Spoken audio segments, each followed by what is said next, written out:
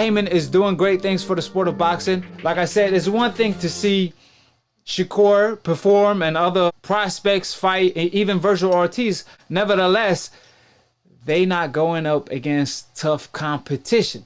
The main thing that attract a lot of boxing fans is two names going against each other that have something to lose. So with that being stated, we all know PBC is simply the UFC version of boxing. Al Haymon is doing the best numbers before the pandemic and after the pandemic. People lie, women lie. However, numbers don't lie when it comes to the sport of boxing. If you're talking about revenue making. Nevertheless, shout out to everybody in the chat. Fights that I'm really excited for is Rosario versus Jermell Charlo. Jermell Charlo, he is the king at 154. Nobody have been able to take the throne from him. So Rosario versus Jermell Charlo is a hell of a fight at 154. Jermell has to be on his P's and Q's in that fight in particular because Rosario is a live dog. We all saw how he washed J-Rock Williams.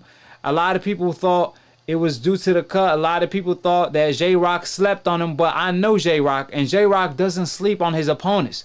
So that speaks of how good Rosario is. So Jermell has to be on his P's and Q's. So does Jamal against Deryachenko. I told you all, that's the Sean Porter version of 160. He's a little more technical. Nevertheless, he's a beast, and you definitely can't sleep on him. And we got Errol Spence versus Danny Garcia. It's nearly done. It should be next. So that's a hell of a fight. That's possibly the biggest fight of them all because Errol Spence, there's a question mark next to his name. Is he the same? People want to see how he's going to perform right after an accident and a huge layoff. Well, it's like nearly a year, possibly or most likely Errol Spence's biggest layoff yet. So we yet to see how Errol Spence looks. So that's the $1 million question. Is Errol Spence back on the map? Errol stated that he's back 100. We won't know till we see. So against Danny Garcia is a tough fight. But nevertheless, Errol Spence, even coming off a car crash, he want all the smoke. Preach, man. I love to hear you talk. You're a boxing scholar, and I love to listen to your show. I come on every night, and I throw a little in the comment section, man. I appreciate hearing everything you got to say. But you're absolutely right with that. And the only fight that I think that makes sense for Keith Thurman right now is Porter. Spence ain't worried about Thurman. Thurman was ducking Spence for years.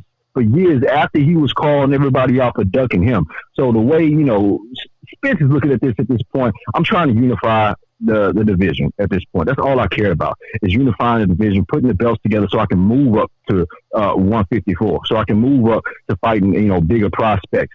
And the thing is, like he said, I whoop Canelo's ass. When Spence said, I whoop Canelo's ass, I truly believe that. He's in there training with the Charlos. Right. He's in there giving them heavy work with Derek James and those cats. So I already know that the guy's caliber enough to be dealing with the highest at 154. So he's not even worried about a guy like Thurman right now. He wants to unify these titles so he can get out of that division, move up so he can get to 154, fight there, and do what he needs to do there as well to make himself one of the premier names in boxing. Right, and then I think the fight he's looking forward to in the future is the Canelo fight. The first interview that I seen of Errol Spence, it was by Dante.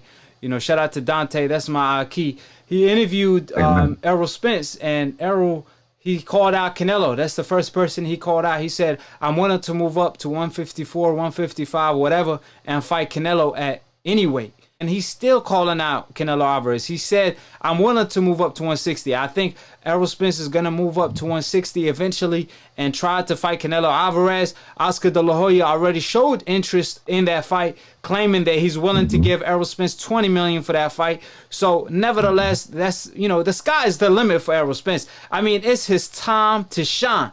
The truth is the future and the present. The truth is Errol Spence for a reason, because Errol Spence, he didn't switch his whole persona. Errol Spence still the same man. And the thing about it is that what I love about Errol Spence, he always fight the best fighters back to back, coming off even a car accident. I mean, for him to fight Danny Garcia without even testing the water and see how he's doing, lets you know what kind of fabric Errol Spence is cut from.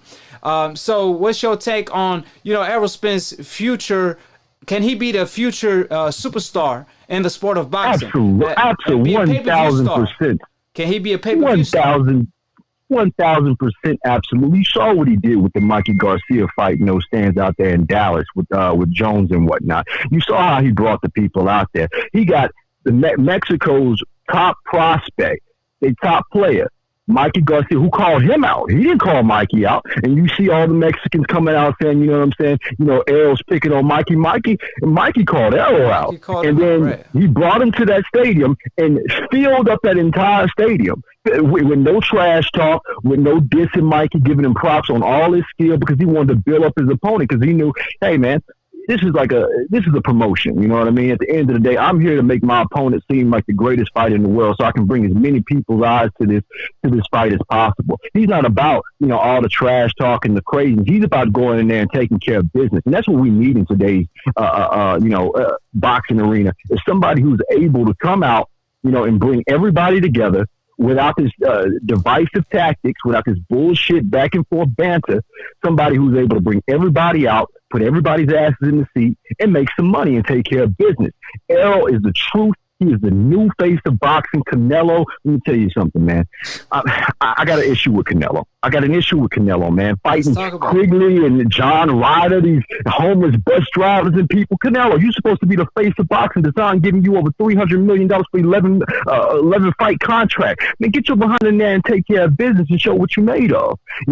I really believe that Floyd Mayweather fight put a bad taste in his mouth when Floyd whipped him like he was his daddy. I mean, because let me say this, because he's afraid to fight fighters with footwork. He's afraid to fight fighters with footwork. He's not worried about power. Right. He's afraid to fight fighters with footwork because he comes from that Mexican style of straight up, head first, Rocky Balboa type fighting. And that type of fighting is not going to do well at the top tier, in the top echelon of the boxing rankings. Because when you get up to the top, you got guys like the Charlos. Now, let me say this. Jamal Charlo is a powerhouse, an absolute powerhouse. The man brings power, he brings agility, and he brings speed. Canelo's afraid of it. He went over to Kovalev, and I believe that fight was fixed. I'm not going to say anything more about that. But he went over to Kovalev, who's the same height as Charlo.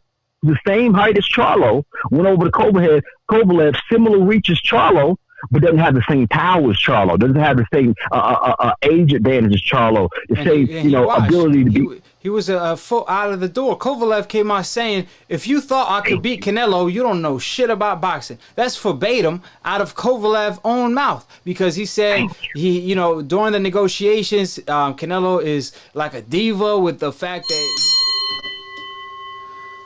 Subscribe below if you're trying to get smart about them, and if you're trying to get dumb about a second, don't, and listen to these decafs. The dumb, casual ass fans that don't know ish about boxing. Word to Roger Mayweather, may he rest in peace, inshallah. If you're a casual fan and you want to be a hardcore, all you have to do is click on the notification bell to get notified every time I post or go live on Split Decision. It's a boxing debate / talk show, mixed, master engineered, produced by yours truly, Akhi, that knocks out all the decafs for his Akhis. So with that being stated, quit treating me like the Mike Tyson of debating, the most feared, knocking out all the decafs every single time. I want to make a public announcement. For all the trolls, the YouTube trolls that stay mentioning my name in vain, they clout chase off my name. The least you could do is grow the cojones and call in on Split Decision. All you do is talk about Akhi on your channel. So if you happen to be one of them people, quit being a ghost, show up, call in. That's the least you could do. Quit telling lies, telling the people that view your channel, y'all down to challenge Akhi, y'all willing to put the blemish on Akhi record, because that's a bunch of cap. Because anybody can get it on Split Decision. It don't matter who you is. You could be a coon, you could be a troll. I will end your coon or trolling career. So call in. Like I said, these YouTube trolls, I will end your career. Just call in. I give people that don't have a platform, people that call from the UK, not just 10-minute slots, not just 20-minute slots, 30-minute slots if they come in with a real debate. So if you got cojones, call in, because you know I want all the smoke. And just like Loaded Lux, you're going to get this work on split decision. And it won't be split decision. You won't be saved by the bell. It's going to be a KO.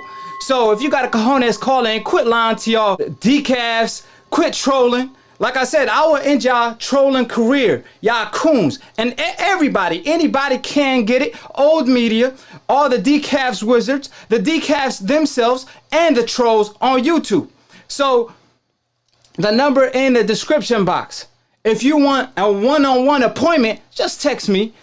Like Terrence Crawford told Errol Spence, save it. Hold it, you're not that pretty. I'm a bad man. Wait. I shook up the world. I shook up the world. I shook up the world. I bear witness, there's only one God, Allah, and Muhammad is his final messenger. That's what I said, Larry, on the Bungle fight. Thanking you. They call me the problem, but you could call me the can man, because anybody can get it. Africans, Americans, Dominicans, Mexicans, anybody can get it.